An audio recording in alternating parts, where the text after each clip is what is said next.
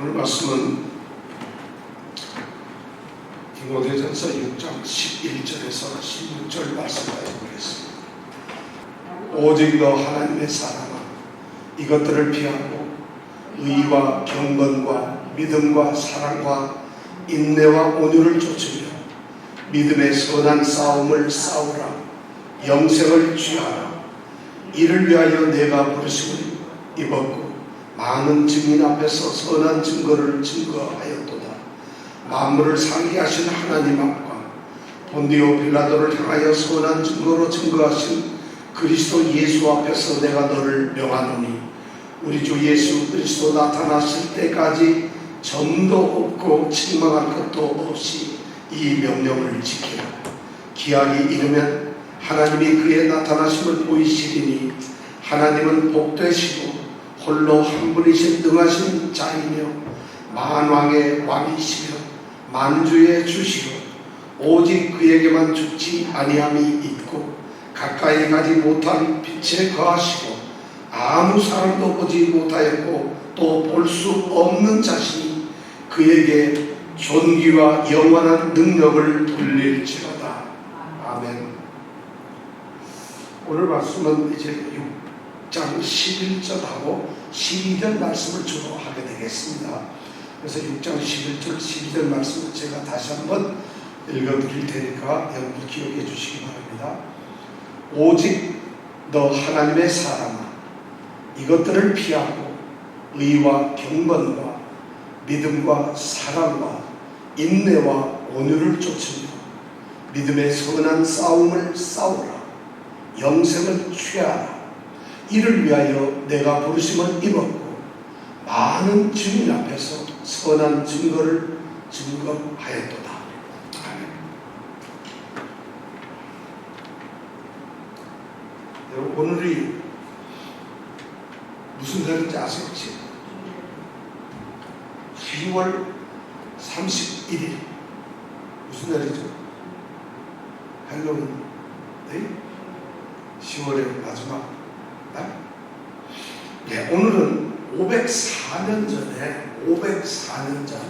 1517년 10월 31일 우리가 잘 아는 비텐베르크라고 하는 독일의 작은 도시에 있는 비텐베르크 대학의 교수가 있던 마르틴 루터가 그 당시에 온 세계를 지배하고 있던 가톨릭이 이제 잘못된 것을 지적하며 95개의 반대 경문을 그 비텐베르크 대학의 교회 그 정문에다가 95개 반박문을 붙이고 가톨릭과 이 시골의 한 교수가 이제 싸움을 벌이는 이런 아주 역사적인 날입니다. 그래서 우리는 이 10월 31일을 종교개혁 주일이라고 기념을 합니다. 그래서 지금부터 504년 1517년 10월 31일 날 그런 일이 있었기 때문에 우리는 매년 10월 31일 또는 10월 마지막 주일을 종교개혁 주일로 지킵니다. 종교개혁을 통해서 이제 우리가 믿고 있는 이 개신교가 장로교, 감리교 모든 이 개신교들이 비로소 생겨나게 되고 가톨릭과 개신교가 나누어지는 그러한 시발점이 되는 것이 바로 이 종교개혁주일입니다. 종교개혁주일은 그러니까 굉장히 의미 있는 날이지요. 종교개혁을 하는 그 종교개혁자들이 그 당시에 물론 마틴 루터가 혼자 했습니다만 또 동지들이 상당히 많이 있었어요. 그 종교개혁을 외치던 사람들이 그 당시 주장했던 5가지의 중요한 핵심 원리가 있었습니다. 그 원리가 5개가 뭐냐면 첫 번째가 오직 믿음이라는 것이죠. 오직 믿음. 그 당시에 이 기독교를 지원하고 있던 가톨릭은 구원을 얻는 것이 사람이 어떤 공로를 쌓고 구제를 하고 선한 일을 하고 어떤 교회에 충성을 함으로써 그러면서 구원을 얻는다는 생각을 가졌어요. 인간이 무엇을 함으로써 구원을 얻는다 생각했는데 종교개혁자들은 그게 아니라 구원은 오직 믿음으로만 얻는 것이다. 그래서 오직 믿음, 이것을 첫 번째로 내세웠어요. 오직 믿음. 두 번째 내세운 것이 뭐냐면 오직 은혜입니다. 솔라 그라티아라. 그래서 오직 모든 것이 하나님의 은혜다. 오직 믿음, 오직 은혜. 그리고 세 번째가 뭐냐면 오직 성경. 오직 성경. 당시에는 성경보다도 로마 교황이 더 높은 곳에 있었어요.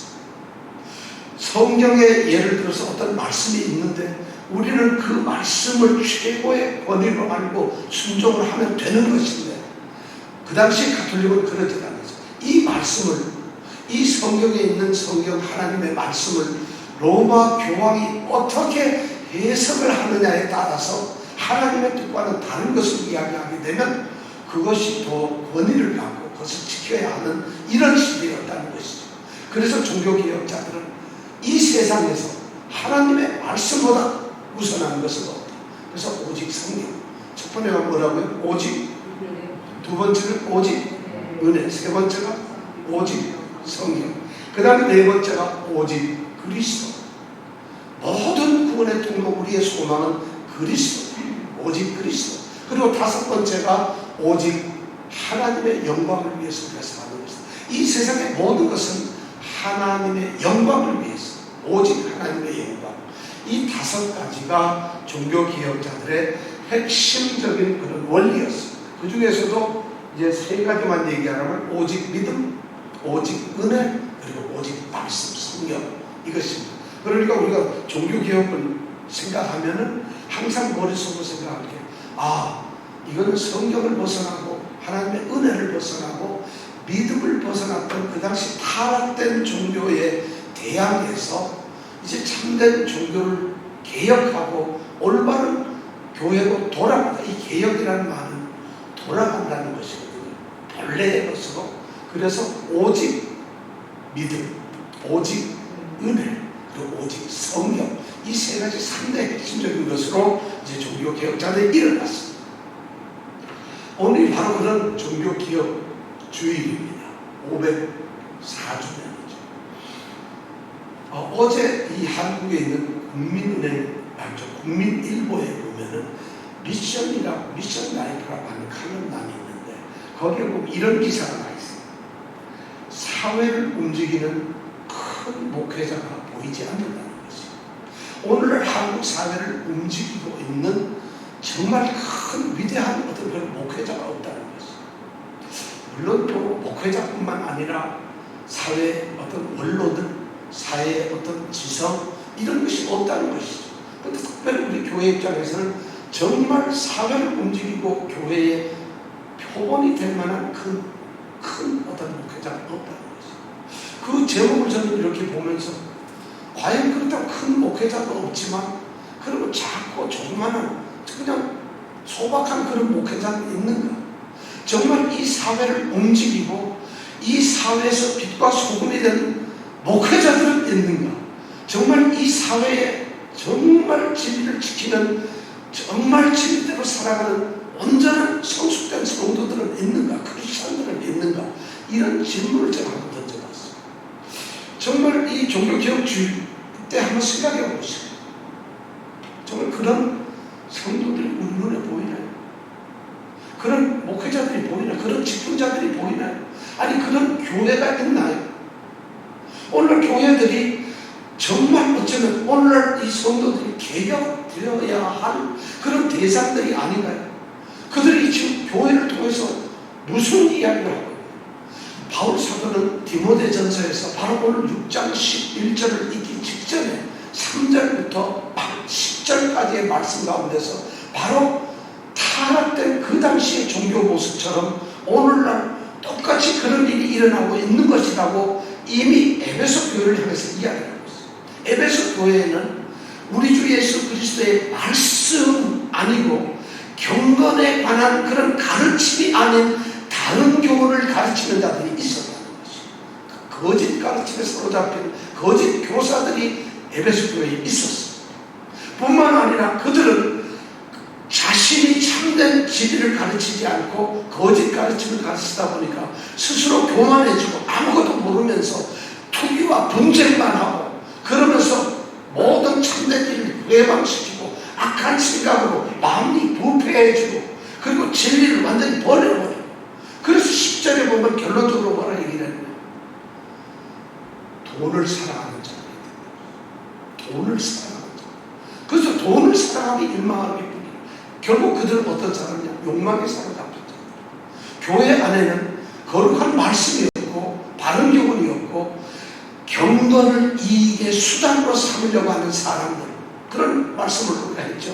바로 뭐라고 했냐면 5절의 말씀, 경건을 이익의 재료로 생각하는 사람들, 하나님을 사랑하고 하나님을 믿는, 하나님을 경배하는 이 경외심과 공경심을 오히려 이용해서 그것으로 돈벌이를 살려고 하는 사람들이 이 에베소에 있었다는 것이죠. 그런 것을 지적하고 있었어요. 그리고 많은 교회 성도들도 스스로 그리스도 안에서 자족을 누리기보다는 탐욕에 빠져서 부하려고 탐욕하게 돼요. 그래서 어리석은 정욕에 빠지게 돼요. 그리고 돈을 사랑하고 추구하는 탐욕의 마음으로 그들을 멸망하는 이런 모습으로 빠졌다는 거죠. 어쩌면 바울 사도가 지금 디모데에게 쓰는 이 편지 마지막입니다. 이제. 왜냐하면 6장 21절이면 디모데전서는 끝이 나는데 오늘 우리는 11절을 얘기하고 있어요. 겨우 10절 전에 바울 사도는 디모데를 향해서 놀라운 말을 하고 있습니다.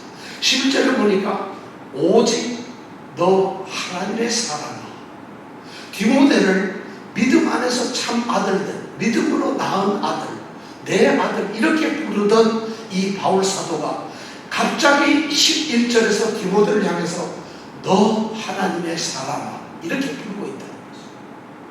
하나님의 사람이라고 부르고 있다는 것이죠.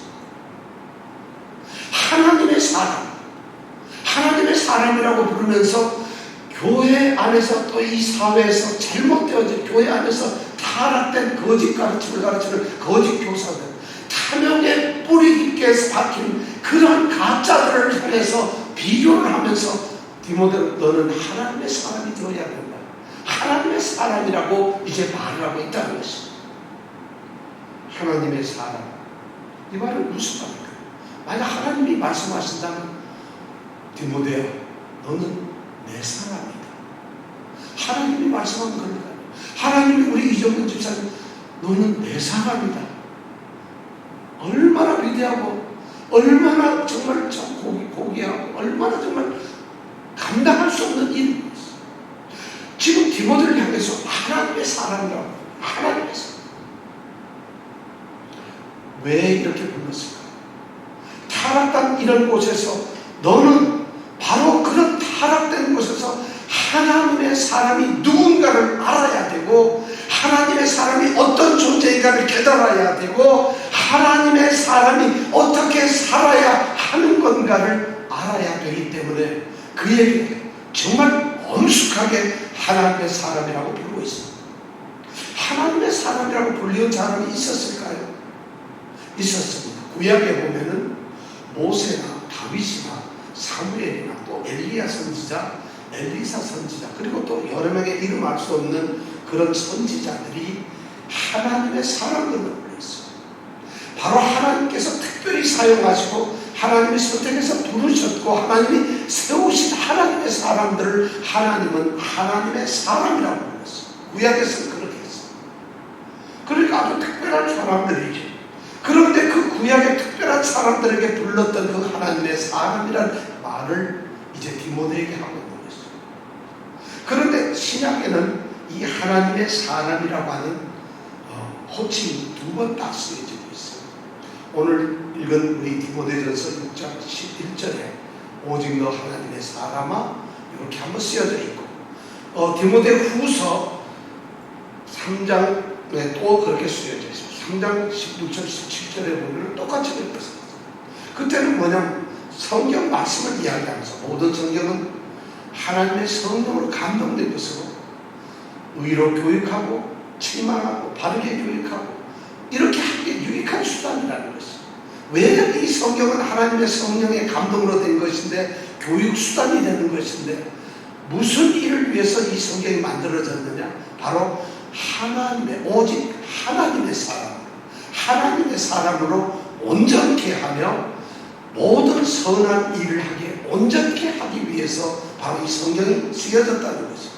성경이 쓰여진 그 목적의 대상이 누구냐? 바로 하나님의 사람들. 그래서 그 말씀을 가만히 생각해 보면 신약에서 쓰여진 하나님의 사람은 누구냐? 구약에서처럼 모세나 다윗이나 사무엘이나 엘리야나 엘리사처럼 위대한 그런 선지자가 아니라 신약에서는 하나님의 택하심을 받고 부르심을 받은 예수 그리스도를 믿는 그리스도인을 하나님의 사람이라고 부르고 있다는 거죠. 그렇다면 우리 이 자리에 있는 모두는 누굴까요? 바로 하나님의 사람. 저는 여러분들이 이 땅에 살면서 직장에서든 가정에서든 학교에서든 어디에서든 하나님의 사람이라는 이 호칭에 여러분들이 바로 부름을 받고 있다는 것을 기억하시기 바랍니다. 지금 바로 이 바울이 디모데를 향해서 편지를 마감을 하고 끝내기 직전에 그에게 너는 기억하라. 네가 하나님의 사람이라는 것을 이렇게 말을 하고 있는 것이죠. 그러면서 그렇게 부르고 있어요. 저는 오늘날 바로 이 하나님의 사람이라는 이 신분 의식을 갖지 못한 성도들이 너무 많다는 거죠. 이 세상에는 두 종류의 사람밖에 없어요. 어떤 사람은 하나님의 사람입니다. 그리고 어떤 사람은 하나님의 사람이 아닌 사탄의 사람, 세상의 사람, 마귀의 사람, 죄의 사람, 악의 사람들일 거예요. 그렇다면 우리는 그 둘 중에서 하나님의 사람으로 선택이 된 사람이고 하나님 편에 있는 사람이고 하나님이 기억하시고 하나님이 인정하시는 사람들이 바로 우리라는 거예요. 성도들은 바로 그러한 존재라는 거죠. 하나님의 사람. 저는 오늘날 가장 심각한 문제가 스스로 하나님의 사람이라는 이 신분의식을 우리가 잊어버릴 때, 그것을 상실할 때 우리의 교회도 우리의 성도들도 우리 기독교도 전부 다 사실 힘을 잃어버리게 된다는 것입니다. 하나님의 사람이라는 이 사실을 기억하는 건 너무 중요해요. 바로 그런 것이 하나님의 사람이에요. 그러면서 바울 사도는 하나님의 사람이라고 부르면서 하나님의 사람들이 해야 할 세 가지를 중요하게 던지고 있습니다. 디모데에게 너는 하나님의 사람이다. 그렇기 때문에 하나님의 사람은 바로 이런 일을 해야 한다. 이렇게 살아야 한다. 이렇게 살아가고 행하는 사람들이 바로 하나님의 사람이라는 것을 우리에게 말해주고 있어요. 그 첫 번째가 뭐냐면 바로 11절에 나와 있는 말이에요. 오직 너 하나님의 사람은 이것들을 피하고, 그리고 쭉 얘기한 다음에 나중에 11절 끝에 보면 쫓으라. 하나님의 사람들은 어떤 것은 피해야 되고 어떤 것들은 쫓으라고 명령을 받고 있습니다. 하나님의 사람들은 피할 것은 피해야 하고 쫓아야 할 것은 반드시 쫓아야 한다는 것이죠. 쫓는다는 것을 추구한다는 것이죠. 하나님의 사람들은 피해야 될 것은 멀리 완전히 도망을 쳐야 되는 것이죠. 또 자신이 추구해야 될 것을 반드시 추구해야 한다고 이제 11절에서 이게 첫 번째 명령을 주고 있어요. 그럼 이것들을 피하라고 되어 있어요. 뭘 피한다는 게, 이것들이라는 게 뭘까요? 이것들은 바로 그 전에 6장 3절에서 10절까지 얘기했던 바로 거짓 가르침을 피해야 합니다. 잘못된 말씀의 선포들이나 잘못된 가르침이거나 잘못된 말씀의 그런 가르침 속에서 있어야 되는 것이 아니라 그것을 피하라. 멀리 완전히 거기 있어서는 안 되고 도망가라는 것이. 또 뿐만 아니라 성도로서 자족하는 마음이 없이 탐욕의 마음, 부하려 하는, 돈을 사랑하려고 하는 그런 마음이 생길 때 그런 마음에서 떠나라는 것이, 피하라는 것이. 성경에서 보면은 하나님의 사람들은 꼭 피해야 될 것, 멀리 해야 될 것, 벗어야 될 것과 입어야 될 것, 취해야 될 것을 꼭 이렇게 말을 하고 있습니다. 로마서 8장 5절부터 17절을 보면 육신의 생각을 버려야 돼요. 육신에 있는 것을 버려야 돼요. 육신에 쫓는 것을 버려야 돼요. 그래서 영을 쫓는 자가 되어야 되고 영의 생각을 해야 된다고 얘기하고 있어요. 갈라디아서 5장에 보면, 5장 16절에 보면 육체의 이 세상적 소욕에 끌려가 다니지 말라고 되어 있어요. 그리고 성령의 소욕을 쫓으라고 말하고 있어요. 에베소서 4장에 보면은 옛사람을 벗어버리라고 되어 있어요. 옛날 사람, 유혹의 욕심을 따라 쫓는 그 구습을 가지고 옛 습관을 가지고 있는 옛사람을 벗어버리고 새사람을 입으라고 되어 있어요. 뿐만 아니라 빌립보서 4장의 3장이라든가 또는 골로새서 3장 여기에 보면은 땅의 일, 땅의 것을 생각하지 말고 위의 것을 생각하라고 말하고 있어요. 바로 성도가 된 사람들, 하나님의 사람들은 이 세상의 것들, 정욕의 것들, 세속의 것들, 자신의 것이 아닌 이러한 이 땅의 현세적인 것에 대해서 피해야 된다는 것이죠. 도망을 쳐야 하고 피한다고 도망치라는 것이죠. 거기에 기웃기웃해서는 안 된다는 것이죠. 거기에 혹시 관심을 가져서도 안 된다는 것이죠. 거기에 자신의 마음은 괜찮다고 머물러 있어서는 안 된다는 것이죠. 오늘날 하나님의 사람들이 하나님의 사람으로 이름이 불려지고 있고 하나님의 사람이라고 선택이 되었는데 아직도 하나님의 사람이 아닌 세상 속에서 머물러 있다고 한다면, 그들의 삶의 모습이 그렇다고 한다면 그것을 벗어나라는 것이죠. 바울 사도는 어린 디모데에게 그것을 얘기하고 있어요. 그가 순결해지고 하나님의 사람으로 온전하게 살기를 원하기 때문에 벗어나라고 하고 있어요. 그리고는 뭐예요? 추구하라는 것이에요. 벗어나고 가만히 벗어난 상태로 있는 것이 아니라 벗어났다면 이제 자신은 또 다른 어떤 것을 향해서 추구를 해야 돼요. 쫓아가야 된다는 거죠. 그 쫓아가는 것이 바로 뭐냐면 오늘 말씀해 보니까 6개가 나와 있어요. 의와 경건과 믿음과 사랑과 인내와 온유를 쫓아가고 이렇게 되어 있어요. 의라는 건 뭐예요? 하나님이 인정하시는 옳음이, 하나님이 이 사람은 정말 하나님의 사람이, 내 사람이 맞구나 하는 하나님이 인정하고 받아들일 수 있는 합당한 그런 상태, 그런 마음, 그런 행동을 하는 사람이 되라는 거죠. 의를 좀 추구하라는 거죠. 왜냐하면 하나님의 사람이기 때문에.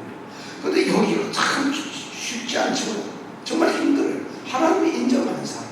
그 하나님의 기준은 너무 높아서 우리가 따라갈 수 없어요. 그러나 우리로 하여금 하나님께서는 내가 너를 사실 그리스도의 피로 의롭다고 했으니까 의롭다고 한자답게 그렇게 살아가라고 하는 것이 바로 의예요. 우리가 의롭게 산다면 무슨 국가를 위해서 정의를 위해서 목숨을 거는 게 아니라 하나님이 인정하시는 옳다함을 받는 그러한 삶을 살아가는 거예요. 그것이 바로 의예요. 그 다음에 경건은 뭔가요? 경건은 하나님을 향한 마음이에요. 하나님을 향한 우리의 태도고 삶이에요. 하나님을 통해서 우리는 경외심을 가져야 돼요. 하나님을 공경하는 공경심, 바로 예배의 마음을 갖는 것이죠. 이게 바로 경외하는 거죠. 하나님을 경외하라. 이 말씀 하나님을 예배하라. 하나님을 존경하라. 하나님을 사랑하라. 하나님을 높여라. 이 모든 말, 하나님을 향한 모든 존경의 경외의 마음을 갖는 것이 바로 이 경외라는 거죠. 그 다음에 믿음과 사랑을 쫓으라. 믿음, 하나님을 신뢰하는 거죠. 우리 주님을 믿는, 신뢰하고 의지하는, 그것을 계속 주님을 신뢰하고 믿으라는 거죠. 그 다음에 사랑은 주님이 우리를 사랑하는 것처럼 우리가 하나님을 사랑하고 주님을 사랑하고 이웃을 사랑하는 거죠. 그 다음에 마지막으로 쓰이는 두 개가 뭐냐면 바로 인내와 온유를 쫓으라. 인내라는 것은 너희들이 하나님의 사람이니까 이 땅에 살면서 너희들이 닥치는 시련과 환난, 고통, 수많은 위험, 수많은 유혹 이런 것들 중에서 어떻게 하라고? 참아내라. 인내라. 그리스도인들의 하나님의 사람들이 할 수 있는 것이 바로 인내. 그 다음에 온유를 하라. 온유라는 뭘까요? 온유는 겸손함, 따뜻함, 친절함, 부드러움 이런 말. 그러니까 인내라고 하는 것은 어떤 환경이 어려울 때 그것을 견뎌내는 것을 인내라고 하고, 온유라는 것은 어떤 사람에 대해서 그 사람이 힘들 때 그것을 견뎌내는 온유라고 해요. 그러니까 온유라고 한 사람들은 어떤 사람이 정말 나를 핍박하고 못 살게 할 때 그 사람과 대항을 하는 것이 아니라 그 사람과 평화의 관계를 갖는 것, 이것이 온유예요. 그 사람이 압력을 가하기 때문에 비굴하게 숙이는 것이 온유 부드러움이 아니라 그 자기에게 다가오는 그 압력, 그 사람과 평화를 유지하는 이런 것이 온유예요. 그 다음에 악이 있을 때 그 악을 갖다가 적당하게 받아들이는 것이 아니라 악을 견뎌내고 이겨내고 그것을 물리치려는 강한 의지력, 자제력, 결정, 이 결정력, 이것을 온유라고 해요. 온유라는 우리가 생각할 때는 굉장히 부드러운 것 같지만 실제로 온유는 가장 강한 것이죠. 가장 강할 때가 부러지지 않잖아요. 바라는 분들 온유라는 것은, 그래서 주님은 자신이 온유한 분이라고 말씀합니다. 가장 강한 것이죠. 강철은 부러지지만 온유는 부러지지 않아요. 강철은 쓰러지지만 온유는 쓰러지지 않아요. 왜냐하면 모든 것을 포용할 수 있고 모든 것을 용서할 수 있고 모든 것을 저항할 수 있고 모든 것을 견뎌낼 수 있는 그것이 바로 온유라는 거예요. 바로 이 하나님의 사람들은 인내와 온유를 쫓아가고 있어요. 오늘 이 말씀을 보면서 우리는 이렇게 생각합니다. 정말 하나님의 사람들은 피할 것을 피하지 않고 살면 안 돼요. 쫓아야 될 것을 쫓아하고 가만히 있으면 안 돼요. 쫓아야 할 것을 쫓아야 되는데 오늘 교회나 성도들이 피해야 될 것에 근처에서 기웃거리면서 거기에 머뭇머뭇하고 있어요. 그 소리를 듣기를 원하고 그런 장면을 보기를 원하고 그런데 마음이 뺏기고 관심을 갖기를 원하고 그런 식으로 교회도 성도도 목회자도 모든 사람들이 피해야 될 것, 이것들을 피하라고 되어 있는데 이것들을 붙들려고 하는 그런 모습들이 있다. 하나님의 사람이 그래서는 안 된다는 것이죠. 그것들을 피해야 돼. 도망을 쳐버려야 돼. 그리고는 정말 주님 안에서 우리가 추구해야 될 의와 경건, 믿음과 사랑, 인내와 온유를 추구해요. 그것을 붙잡고 그것을 찾기 위해서 추구하고 쫓아가야 된다는 것이죠. 이것이 바로 하나님의 사람들이 어떻게 살아야 하는 첫 번째, 피할 것을 피하고 추구할 것을 추구하라는 것이죠. 두 번째가 뭐냐면 12절에 나와 있는 첫 번째 말이에요. 믿음의 선한 싸움을 싸우라. 하나님의 사람은 피하고 자기가 쫓아야 될 것만 쫓아가는 그런 사람들이 아니에요. 물론 그것이 중요하지만 더 중요한 것이 있다면 믿음의 선한 싸움을 싸우는 사람, 싸운다. 그리스도인들은 싸우는 사람. 그래서 교회 싸우는가? 그리고 형제자매들끼리 싸우는가? 그런데 여기 보니까 선한 싸움을 싸워. 선한 싸움에 선한 싸움이 있어요. 정의로운 싸움, 옳은 싸움, 바른 싸움을 싸우라. 여기서 싸운다는 것은 두 가지 의미겠죠. 정말 군사적으로 목숨을 내놓고 싸우는 것도 싸운다. 전쟁이나 전투한다는 말이고, 또 하나는 성경에 보면은 다른 박제, 경주, 운동경기의 시합을 얘기할 때도 싸운다고 이렇게 얘기하고 두 가지가 다. 우리 디모데전서에서도 보면 바울사도가 1장 18절에 보면은 전에 너를 지도한 예언 그것으로 선한 싸움을 싸우라는 말씀을 하고 있어요. 하나님의 말씀으로 선한 싸움을 싸우라고 1장 18절에서 얘기를 하고 있어요. 또 4장 7절에 보면은 망령되고 허탄한 신화를 버리고 오직 경건에 이르기를 연습하라. 운동경기처럼 말씀을 또 하고 있어요. 바로 우리는 싸워야 되는데 무슨 싸움을 해야 되느냐? 믿음의 선한 싸움을 해야 돼요. 다 피했고 모든 것을 쫓아가지만 피하고 쫓아갈 때 우리에게 다가오는 것이 있다는 것이죠. 그것이 뭐냐면 우리를 피할 수 없도록 만드는 것이 있고 추구하며 쫓아가지 못하도록 하는 것이 있다. 그것을 위해서 싸우라는 것이죠. 믿음의 선한 싸움을 싸워. 여기서 믿음이라는 건 뭘까요? 여기서 믿음이라는 것은 바로 진리를 얘기해요. 진리에 참된 하나님의 말씀을 얘기해요. 왜 그렇게 생각하냐면 바로 10절에 보면니까 돈을 사랑하니 일만하게 뿌리가 되나니 일만하게 뿌리가 된다고 했어요. 돈을 사랑하니. 그래서 사람이 돈을 너무 사랑하다 보니까 그것을 사모하는 자들이 어떻게 되느냐면 미혹을 받아서 믿음에서 떠나려고 되어 있어요. 믿음에서 떠난다는 말을 할 때 이 믿음이라는 말이 뭐냐면 진리, 하나님 말씀의 가르침에서 떠난다는 거죠. 믿음의 선한 싸움을 싸우라는 얘기는 바로 진리의 선한 싸움을 싸우라는 것이죠. 진리를 위해 싸우라는 것이죠. 교회가 지켜야 될 것이 바로 진리라는 것이죠. 진리라는 걸로 그리스도이고 그리스도 자신이 나는 진리라고 하셨으니까 그리스도를 지키는 것이고, 그리고 그리스도께서 하신 말씀이고 그분이 가르치신 것이고 그분이 행하신 것이고, 바로 그것이 진리. 그러니까 진리를 지키기 위해서 진리의 선한 싸움을 싸우라고 우리에게 말하고 있어요. 교회는 사실은 나 혼자만 그냥 신앙생활을 잘하면 되는 그런 것이 아니에요. 교회라고 하는 것은 정말 진리가 지켜져야 돼요. 그래서 바울사도는 이미 디모데전서 말했죠. 3장 15절에 하나님은 하나님의 집이라고 하는 이 교회라고 하는 것은 살아계신 하나님의 교회다, 진리의 기둥과 터라고 이렇게 말씀드렸어요. 바로 교회는 진리의 기둥이며 진리의 터입니다. 이 교회는 살아계신 하나님의 집이기 때문에 교회를 지킨다는 것은 건물이 팔려 넘어가는 것, 그걸 지킨다는 것이 아니지. 성도들이 한두 명 옮겨갔다 이래서 못 가게 지키는 그게 아니죠. 우리 목사님, 좋은 목사님이가 지켜야지, 이게 교회를 지키는 게 아니죠. 우리 교회가 추구하는 선교를 열심히 해야지 하는 그걸 지키는 것이 교회를 지키는 것이 아니죠. 교회는 바로 진리이신 그리스도를 지키는 거죠. 하나님의 말씀을 지키는 거죠. 그것을 우리가 굳게 붙들고 그것이 교회 안에서 충만하도록 우리가 싸워야 된다는 것이죠. 가짜가 있으면 싸워야 된다는 것이죠. 수많은 교회 싸움에서 진리를 놓고 진리의 선을 싸우는 그런 싸움을 저는 많이 보지 못했어요. 아유, 누가 뭐 돈을 함부로 쓴다, 성격이 좋은데 띄어먹고 안 갖다 줬다, 뭐 누가 뭐 너무 비싼 차를 많이 쓴다, 집을 갖다가 몰래 샀더라, 저 사람은 뭐 이상하게 뭐가 이런 걸로 싸운다는 것이죠.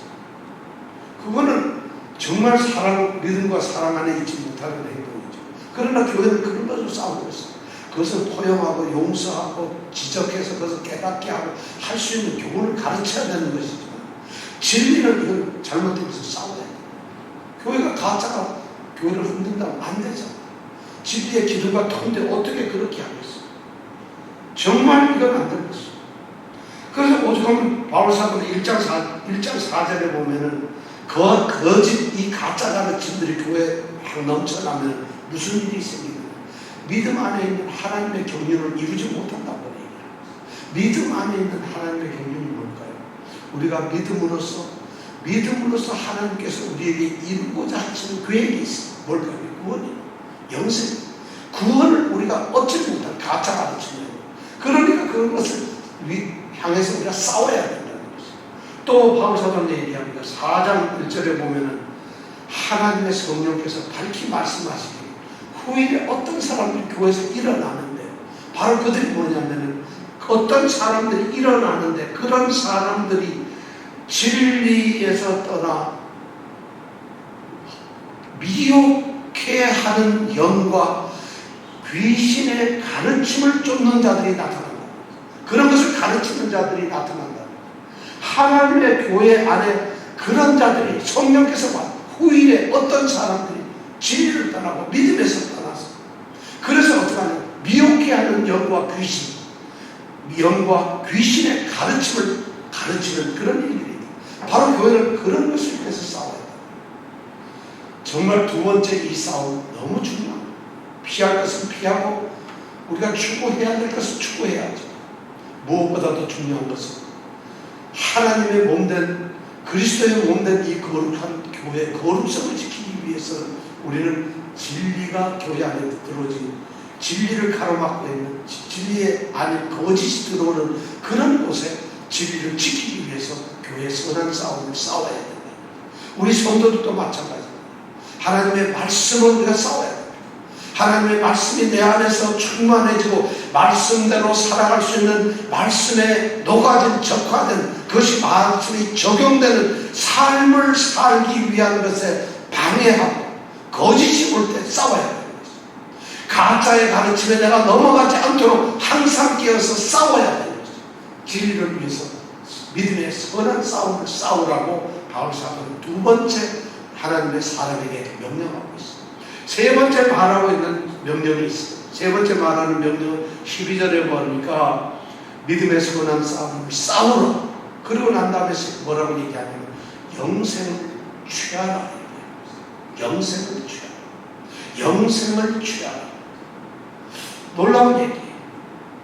디모데는 이미 하나님의 사람이고 하나님의 자녀로서 에베소 교회를 섬기고 있는 사람인데 그 디모데를 향해서 너는 하나님의 사람이니까 영생을 취하라. 도저히 영생을 가지고 있는데 이미 영생을 누리고 있는 사람한테 영생을 취하라는 말이 이게 무슨 말일까? 그런데 바울사는 분명하게 오늘 명령하기를 하나님의 사람은 세 번째로 영생을 취해야 된다. 취하라고 명령하고 있어요. 이 취한다는 말은 뭐냐면 그냥 단순히 갖는다는 것이 아니에요. 이미 이 가지고 있든지 가지고 있지 않든지 어떤 것을 가지려고 할 때 아주 강렬한 욕망을 가지고 아주 의욕을 가지고 떨어지지 않도록 굳게 붙잡고 있으라는 것이죠. 영생을 우리가 하나님께로 와닿는 이 영생, 믿음으로 말미암아 온 이 영생을 우리가 놓치지 않도록 굳게 반드시 아주 꼭 붙들고 있으라는 말씀을 하고 있어요. 영생이 뭘까요? 영생이 뭘까요? 영원은 뭐죠? 영원은 생명, 끝없는 생명. 이 땅에서 살다가 우리가 잘 믿고 믿음 생활을 마치고 이제 마지막 날 우리가 죽게 되어서 하나님께 올라가서 하나님 면전에서 하나님 나라에서 우리의 영과 육이 거기서 영원토록 하나님과 살아가는 영원한 생명, 그것을 영생이라고 합니다. 맞습니다. 그것도 영생은 틀림없어요.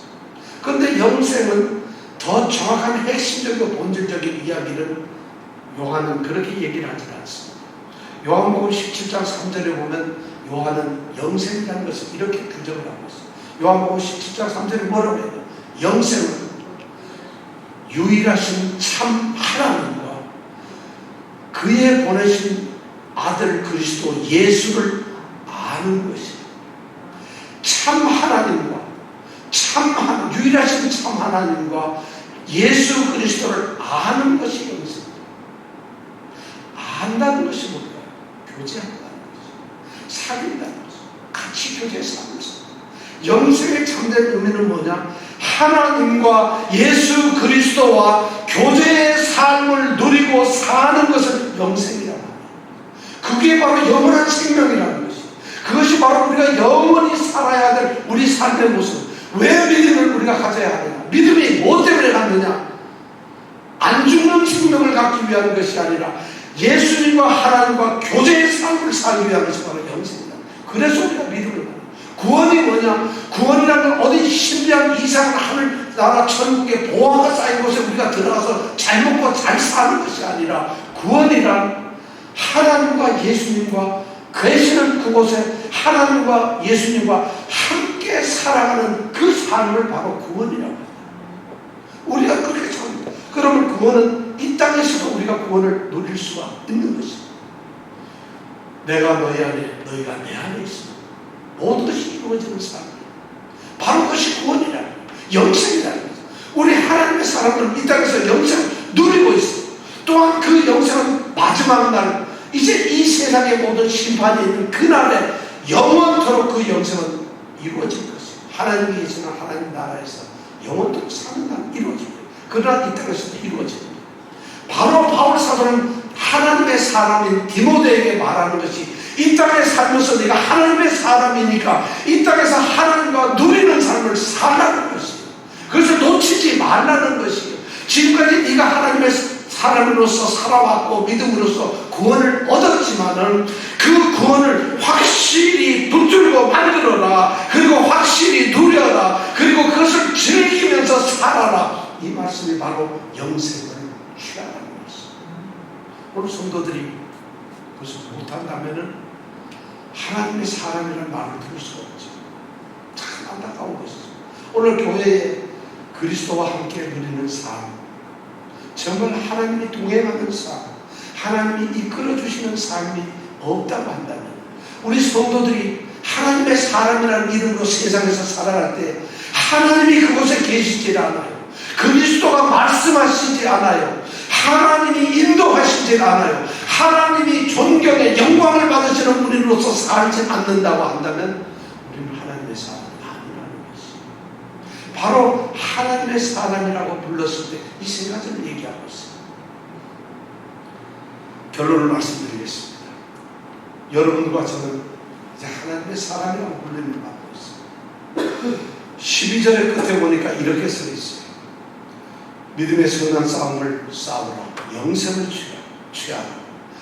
이를 위하여 내가 부르심을 입었고, 이를 위하여 바로 이렇게 정말 피할 것은 피하고 추구할 것은 추구하면서 그러면서 믿음의 선한 싸움을 싸우고 영생을 누리는 것, 이것 때문에 이것을 위해서 너를 불렀다는 것이죠.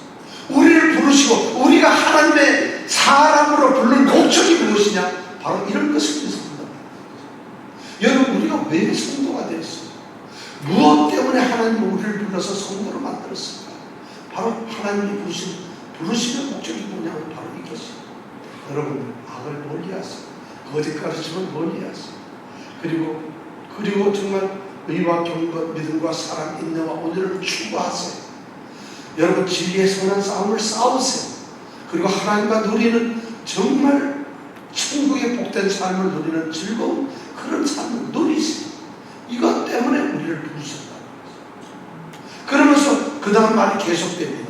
이를 위하여 내가 부르심을 입었고 많은 증인 앞에서 선한 증거를 증거하게 했다. 수많은 사람들 앞에서, 이 세상에 수많은 사람들, 그것이 교회 안에 있는 사람도 되고 교회 밖에 있는 사람도 되고 예수를 믿는 사람도 되고 믿지 않는 사람도 되지만 그들 앞에서 우리가 하나님의 사람으로 세워졌을 때 우리의 삶의 모습이 선한 증거가 되어야 합니다. 우리가 바로 그런 사람들이 되어야 합니다. 바울 사도가 지금 그 얘기를 하고 있어요. 부르심의 목적, 우리 삶의 선한 증거의 목적, 바로 이것을 하나님의 사람이라는 이름 안에 바울 사도는 우리에게 명령하고 있습니다. 소명자의 삶, 증인의 삶은 바로 하나님의 사람처럼 살아가는 것이에요. 하나님의 사람으로 살아가는 것이에요. 하나님의 사람으로 부름을 받는 그 부름에 부끄럽지 않게 사는 것이에요. 그것이 무엇인지 알고 깨닫는 것이에요. 자신이 하나님의 사람이라는 것을 의식하고 사는 것이에요. 자기가 어느 곳에 있든지 아침에 일어나면서 너 하나님의 사람아, 자신의 이름을 부르면서 나는 하나님의 사람이라면서 아는 것이에요. 집을 밖에 나갔든지 사람을 만나든지 일을 하든지 항상 우리가 기억해야 될 것은 집사가 아니고 목사가 아니고 장로가 아니라 하나님의 사람이라는 것을 기억하는 것이에요. 하나님의 사람, 바로 하나님의 사람으로 살아갈 때 하나님께서 그 부르심 때문에 기뻐하실 줄 믿습니다. 하나님의 사람들 되시기를 간절히 축원합니다.